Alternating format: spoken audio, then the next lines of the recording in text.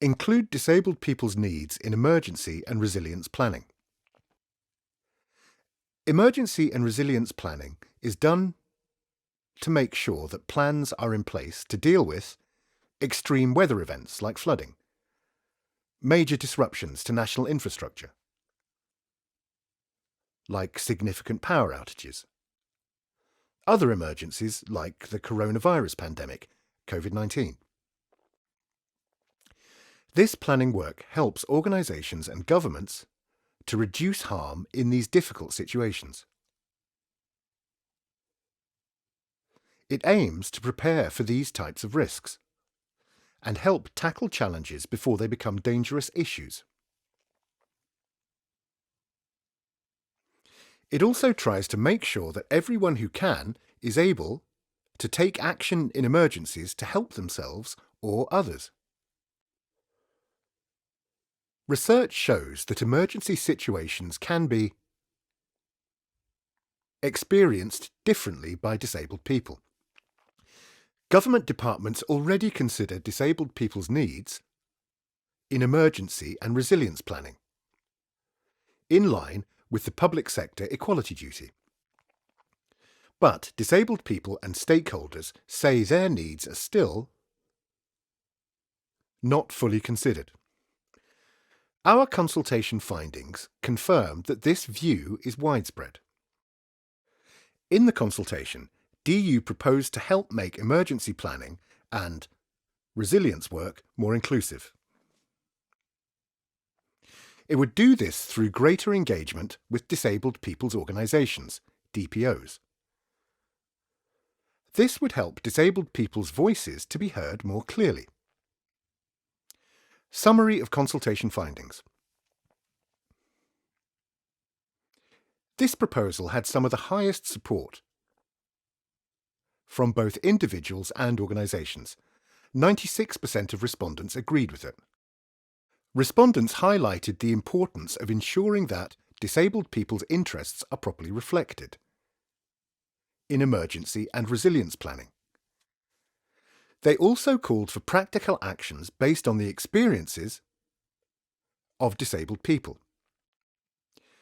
People at consultation events said that public health and emergency planning information was not accessible to all disabled people.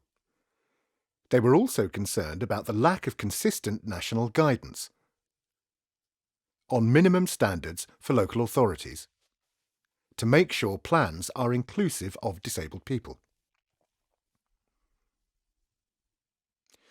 Respondents called for greater recognition of disabled people's specific needs. They emphasised that disability-inclusive emergency planning must not be an afterthought.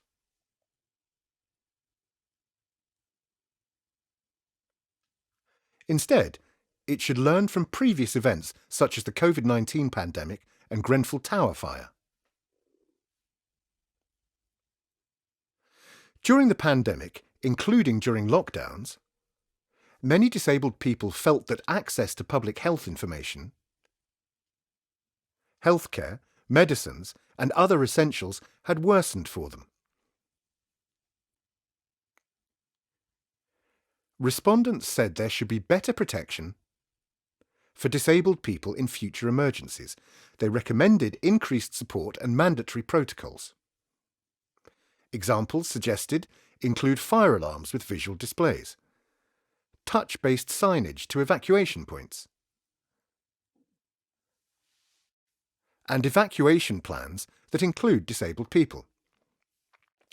The need for more disability inclusion in local and national planning was another strong theme. Some respondents also suggested updating UK guidance to follow existing international guidelines. DU will therefore work with government emergency and resilience teams to make their planning more inclusive of disabled people. Action 4. The Cabinet Office Resilience Directorate will ensure that disabled people's experiences are reflected in resilience planning. It will do this by inviting a disabled people's organisation representative to attend the UK Resilience Forum. We will also enable disabled people, via DPOs and other disability representatives, across impairment types, to contribute to UK government guidance, to local resilience forums, LRFs, on supporting vulnerable people in an emergency. Action 5. DU will build relationships with emergency and resilience planners across government. This will help to strengthen knowledge and understanding of disability-inclusive practices in emergency and resilience work. Action 6. The Minister for Disabled People, Health and Work will lead a discussion with the Ministerial Disability Champions on the importance of accessible communications. A focus area will be to improve accessible communications and information about resilience and emergencies. Disability Unit.